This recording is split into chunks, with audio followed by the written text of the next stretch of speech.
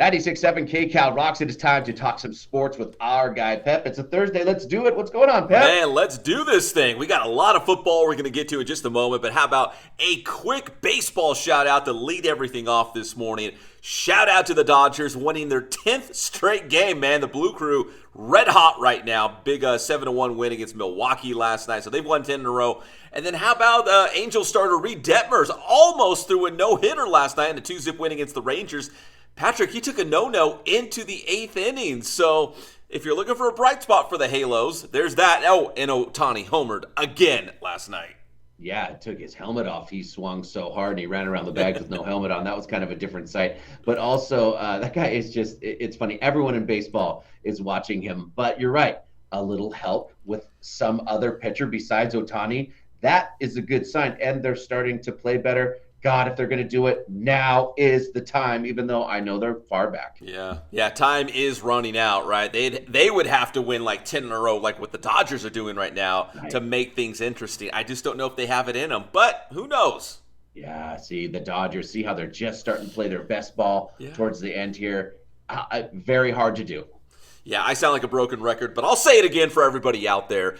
It's not the best team in baseball, but the hottest team in baseball when you go through the month of September and into the playoffs. The Dodgers might actually be peaking at the right time. That's scary. Very true. All right, let's talk some foosball. Before we get to the NFL preseason matchups this weekend, the AP preseason top 25 came out for college foosball. Not a big surprise. Georgia's number one, followed by Michigan and Ohio State. Then there's Alabama. Then there's LSU, led by our guy Jaden Daniels, the pride of Cajon. He'll be the starting quarterback again for LSU. And at number 6, we find the USC Trojans. So USC should be in the thick of it, Patrick, when you talk about those, national playoffs. Absolutely. Very cool. It's really cool to represent. And I want to just throw out a dark horse here. And it's kind of a team that's getting screwed in this whole conference thing. And that is our homeboy, Uwe Ungalale, the quarterback of Oregon State. They are going to surprise some people. So I think it's very interesting what's happening with the conference because I actually think Oregon State could shock people with Mr. DJ. You got an IE guy under Q. That's a lunch pail carrying dude. Yeah, Oregon State, I don't have the rankings in front of me, but they were in the top 25. I mean, the Beavers are going to have a big year. And the Pac-12 as a whole, Oregon was in there. Washington, I think, was number 10, but Oregon was in there. Utah's in there again. Oregon State. The conference as a whole, pretty healthy right now, Patrick. There's some good football right now, including Oregon State and Uwe Ungalele at quarterback. So they've got some good teams. So this is kind of a bad time to break the band up, but that's exactly what's going to happen at the end of the season in the Pac-12 as all these teams kind of start going their own ways. You're right about that. USC, obviously, they are going to be good. Could go all the way. UW, like you mentioned, they are to be mentioned. And I'm just saying, IE people, we got an IE kid under Q, and he's looking to get revenge. I could see Oregon State being tough. Yeah, I think they will be tough. And if USC hasn't figured out how to play defense, some of those games could be interesting against Washington and the Oregon State Beavers and Utah. And, there could be some battles in the Pac-12, but USC obviously the clear favorite to win the conference championship and be that Pac-12 representative to maybe get in the national playoff picture. I have to say, with the conference probably dissolving or whatever, it does kind of make these battles intense because this is it. Yeah, I know. Hopefully they keep we talked about this, some of those regional battles. Hopefully they keep those intact if they're in different conferences because you don't want to lose the Apple Cup, the Civil War with Oregon and Oregon State. Some of those games you got to keep in place even if they're in different conferences. No, and I don't want to go too far off the tracks here, but you're right.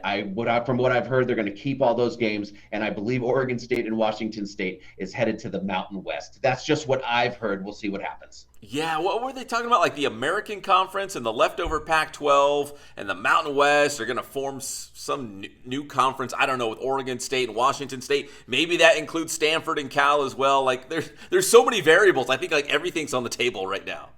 They're kind of waiting to see what Stanford and Cal are going to do. Yeah. They're the last two big dogs left. Yep, I think you're right. So we'll see. But college foosball right around the corner. Let's talk about NFL preseason games. Another full slate coming up this weekend. We got Browns and Jets tonight, Patrick. And listen, you might think I'm a Browns fan because I feel like I bring them up all the time, but if you're looking for a rooting interest, if you like our IE guys, I've talked about this before, well, they added another one. Nate Metters out of San Gorgonio High School in UCLA. So right now the Browns have 6 Inland Empire guys on the roster. They will be in action tonight against the Jets.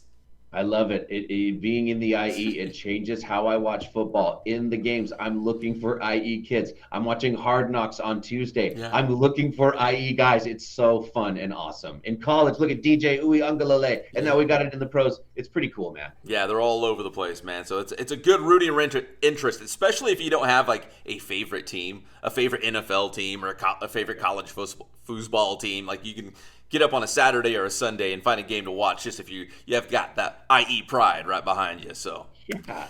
All right, running backs, Patrick.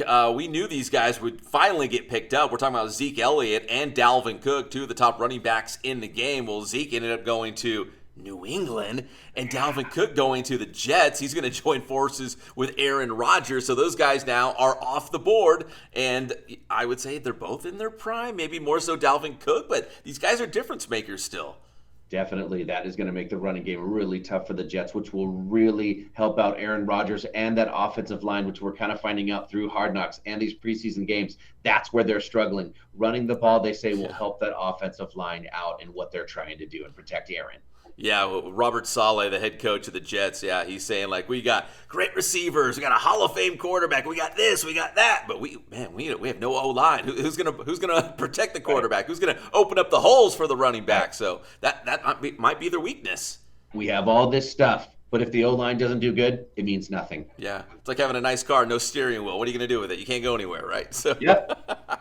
All right, so running backs, let's talk a little quarterbacks real quick, Patrick. We'll start with Derek Carr, man, making his Saints debut the previous week. Looked pretty good, threw a touchdown against the Chiefs. Well, they get the Chargers this week. I don't know if we'll see Derek Carr again. That might have been our only glimpse of him in preseason action, as there's only 3 preseason games. But here in game number 2, they will go up against the Chargers. And at least that small sample size, Derek Carr, the former Raider quarterback, looking good for New Orleans. Yeah, he does. They have a little something going on down there. So we'll see how this all develops. Man, we got some new looks coming out, and we better get used to it because it's coming, man. Number 8 is a New York Jet, and it's Aaron Rodgers. There's a lot of changes. It's kind of cool to see how everyone settles in, and the rookies. Yeah, veterans in new places. We still have to see C.J. Stroud, the pride of Rancho Cucamonga. He'll probably be the starter for the Houston Texans.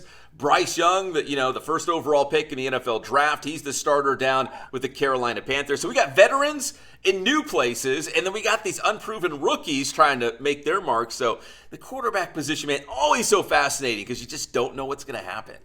Man, I love it. You never know what's going to happen. It's like life. That's why we love sports so much, and we always keep in contact with our guy, Pep. Pep, tell him how to get your stuff. Hey, a big shout out to all of our high school football teams opening up the season tonight or tomorrow, and you can get that stuff on Inland Sports right now. Instagram, Facebook, Twitter, Inland Sports, the YouTube channel. Check it out if you like IE football.